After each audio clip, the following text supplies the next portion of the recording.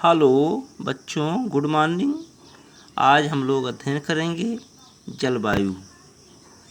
जलवायु किसे कहते हैं? जलवायु दो शब्दों से मिलकर बना हुआ है, जल और वायु।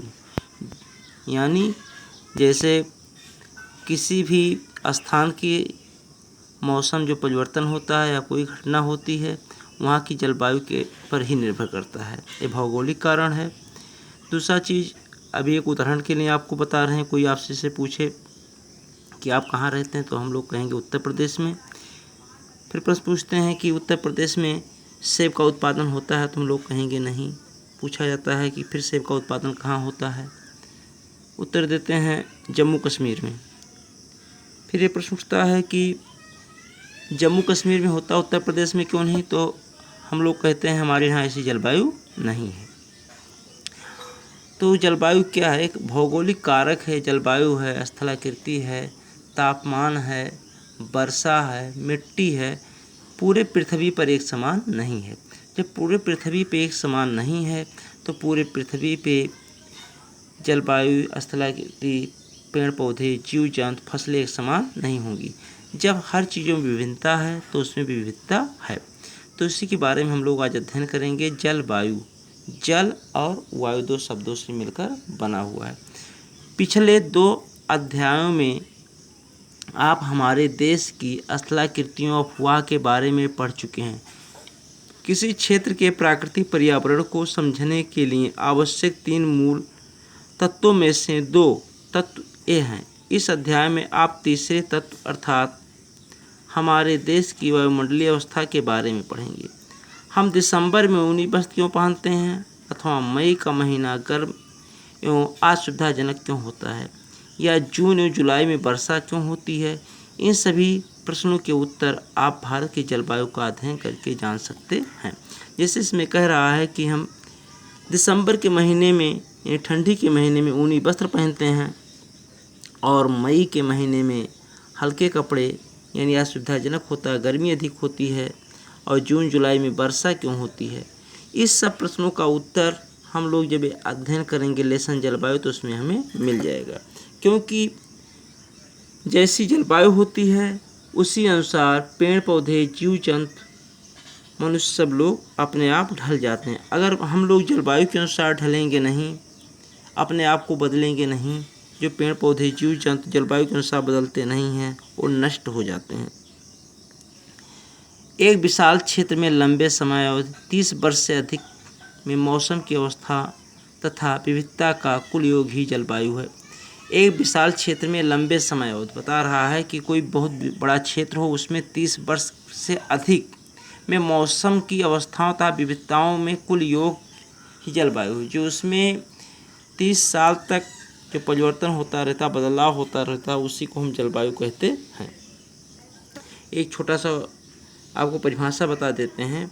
वायुमंडल में अल्पकालीन परिवर्तन की दशाओं को मौसम कहते हैं, और वायुमंडल में दीर्घकालीन परिवर्तन की दशाओं को जलवायु कहते हैं। मौसम जो होता है पल पल में बदलता है, लेकिन जलवायु जो होता है बहुत लंबे समय में बदलता है। उदाहरण के लिए जैसे धूप है अभी, तो अभी बारिश भी हो सकता है। अगर बारिश हो रहा है तो धूप भी हो सकता है, तो ये मौसम हो गया। लेकिन जलवायु जो होता है, जलवायु नहीं बदलता जल्दी, बहुत लंबे समय के बाद बदलता है।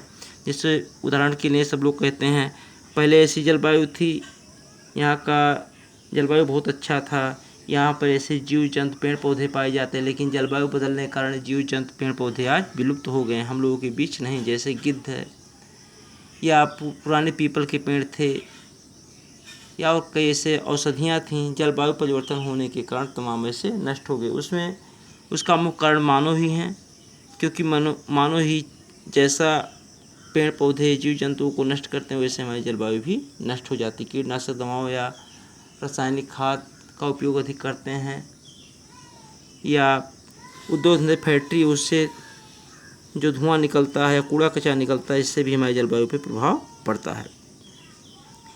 अब आ रहा है मौसम तथा जलवायु।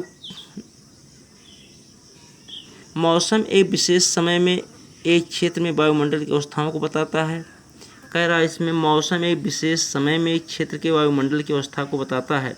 मौसम तथा जलवायु के तत्व जैसे तापमान, वायुमंडलीय दाब, पवन, आर्द्रता तथा वर्षण एक ही होते हैं। आपने अवश्य ध्यान दिया होगा कि मौसम की अवस्था प्रायः एक दिन में ही कई बार बदलती है।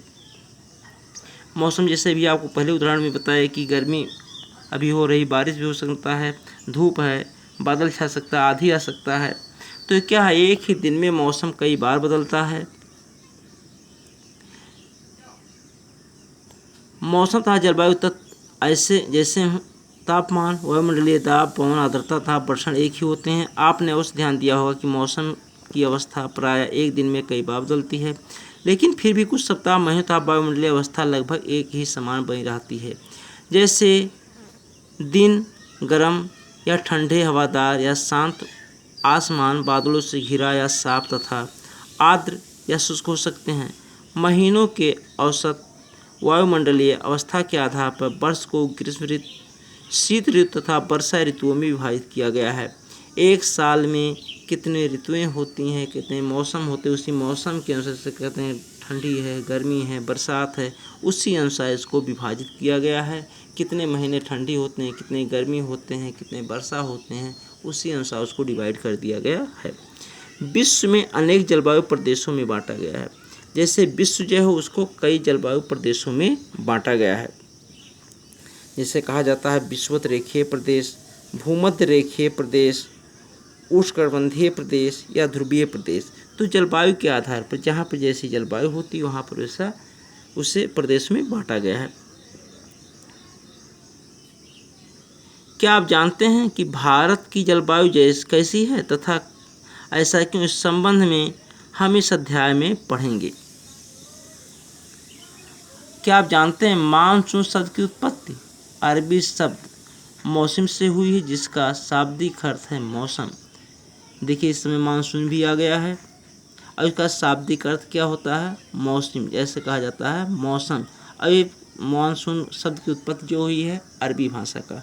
मानसून का अर्थ एक वर्ष के दौरान वायु की दिशा में ऋतु के अनुसार परिवर्तन। जो मानसूनी हवा होती 6 महीना जल से स्थल की ओर और 6 महीना स्थल से जल की ओर होती है। और जब ये मानसून आता है तब ऋतुओं में भी परिवर्तन होता है। कहते नहीं मानसून आ गया बारिश होगा। भारत की जलवायु को मानसूनी जलवायु कहा जाता है। एशिया में इस प्रकार की जलवायु मुख्यतया दक्षिण तथा दक्षिण पूर्व में पाई जाती है। सामान्य प्रतिरूप में लगभग एक रूपता होते हुए भी देश की जलवायु अवस्था में स्पष्ट प्रादेशिक भिन्नताएं हैं। आइए हम दो महत्वपूर्ण तत्व तापमान एवं वर्षण को लेकर देखें कि एक स्थान से दूसरे स्थान पर तथा एक मौसम से दूसरे मौसम में इनमें किस प्रकार की भिन्नता है।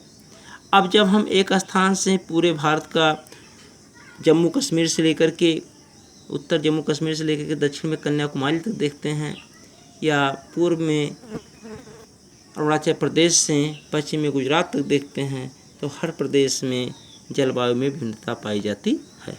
धन्यवाद और कल